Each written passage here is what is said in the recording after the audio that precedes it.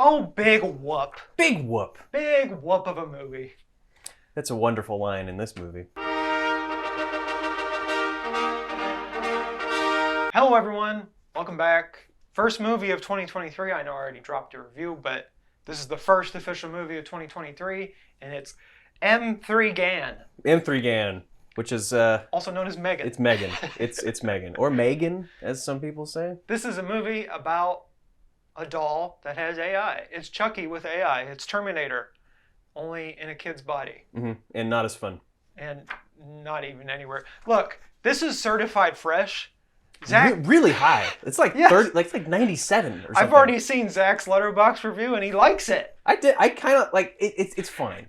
It's very fine. I'm confused. We'll get into it after I explain the plot. Basically, Allison Williams plays Gemma, and she creates this doll, M3GAN, for her niece who just lost her parents in a tragic crash. It is the most oddly acted, bad acted. It's weird. It's just and that's what I thought the whole movie was going to be. So I was like, okay. I know. I was excited for this. Like, this is going to be a mess. All right, yeah, let's go. But the niece is played by Violet McGraw. Ronnie Cheng's in it. Brian Jordan Alvarez is in it. There's a couple other people, but there's a lot of comedy-based actors in this. Mm-hmm. And so it's about basically Gemma and the kid dealing with M3GAN, and M3GAN doing Chucky-like things, because wouldn't you know it, something happens and the machine breaks. She starts trying to kill people. It's directed by Gerard Johnstone, and he's been in the press lately defending the PG-13. Oh, it's actually scarier than the rated R version. It's not. It's not even scary at all. I can tell there's a lot of stuff that, like, I mean, especially some of the kills are just like cut. Yeah. Like, oh, they're dead now. I'm like, oh, that was sold on the first like 5 minutes, because we right off the bat, it's like dumb comedy, which is right up my alley. And then it turns into this, as you said already, a weirdly acted, it's like aliens wrote a car crash scene. Mm-hmm. And I was like, okay, like, this is bizarre. Let's go. And then it just kind of goes down. It gets kind of boring, sort of. It's pretty good. Once it gets to the end, it's just you got to slog through that like hour. But I personally think that especially the beginning and then the last like 20 so minutes are worth watching. It's like, also my standards are very low because it's January. It is January. Like the first movie of the year, just the dumping ground wasteland of trash movies. Yes. And this one's pretty okay. Yeah, I hated it. Oh God.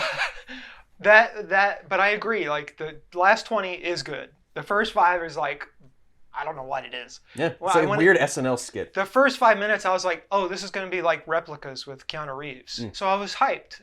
The trailers and everything. But it takes so long to do the Chucky stuff, the Terminator Chucky stuff, that I'm just like, I know this.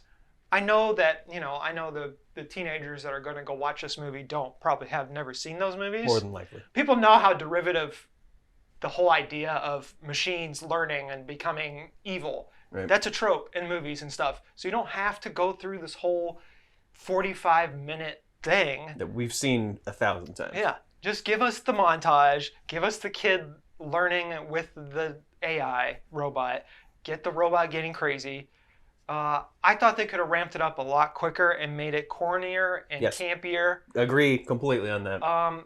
But the acting in this, I don't think they gave Ronnie Cheng enough to do. Also agree with that. I don't think the guy that does like sketch comedy on YouTube and stuff, Brian Jordan Alvarez. His assistant?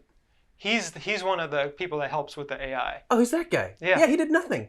There's no comedy. Like, they give all these comedians to do stuff. They do a little bit. It's just a line. Yeah, but they don't do enough. The ending of this movie, she should be in jail. She created a murder robot. On top of the fact that I thought about this in the shower this morning, there's a line in like the first 10 minutes where she's like, I planted tracking listening devices on all of our toys that are sold, and then it's never talked about again. Yeah, and we're supposed to sympathize with this woman? Right. No, I'm not sympathizing with her.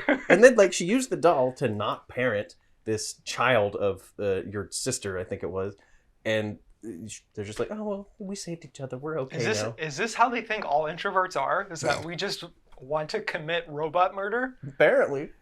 guess so. Yeah, but, that's those are some big things that I completely forgot about yeah. until. So yeah, I do like how the comedy of it. The last 20 minutes, she does her dance, the thing Yeah. we've seen in all the trailers. That stuff is genuinely good.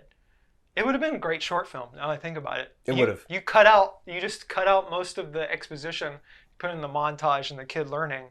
It's like because the concept is fun. Yeah. And they had their fun for like sprinkles, but it's that slogging middle section where I was like, I wish this was funnier, or I wish it was scarier, and it's neither one. I wish it was just something. Yeah. And it's not much of anything. But it's January, as we said. Yeah, which I think that's why I'm like I was expecting the Grudge remake. I'm like I want to leave. How many big whoops out of 10 would you give this movie? Big whoop. I might have to change my Letterboxd review because I did it last night. Probably 6. Whereas it's mainly I completely forgot that there's horrible things that this woman did, and she's fine. She gets out of it. And I'm like, no, that bugs me.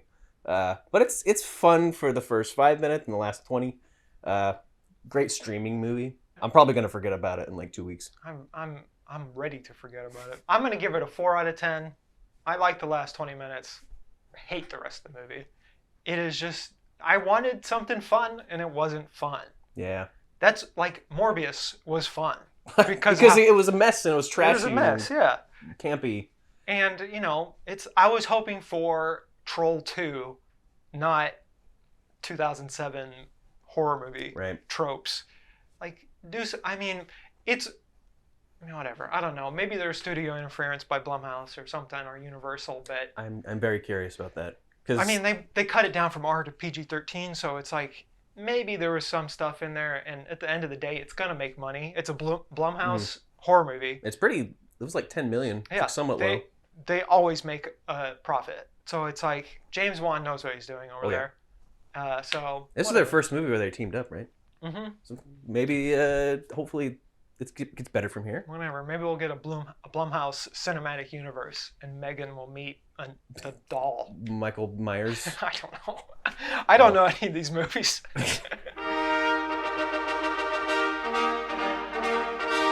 Un esercito di